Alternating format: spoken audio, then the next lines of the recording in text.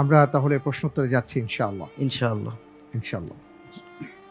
আপনার জন্য প্রথম প্রশ্ন, আল্লাহু আকবার। কোরআনে বর্ণিত নির্ধারিত অংশের হকদার তথা আসহাবুস সিহাম কতজন? এ 12 জন, বি 6 জন, সি 8 জন, ডি 10 জন।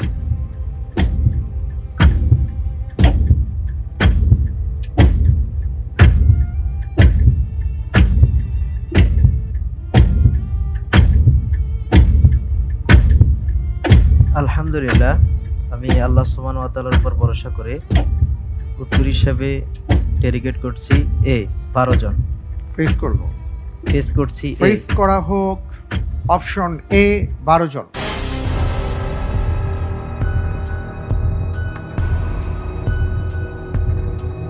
আপনি বলছেন যে কোরআনে বর্ণিত যে নির্ধারিত অংশের হকদার অর্থাৎ ওয়ারিস বা মিরাসের যে ব্যাপার, এখানে যাদেরকে আসহাবুস সিহাম বলে আখ্যায়িত করা হয়েছে, আপনি বলছেন এর সংখ্যা হলো 12। আপনি যে উত্তরটি দিয়েছেন আপনার উত্তরটি সঠিক উত্তর। আলহামদুলিল্লাহ।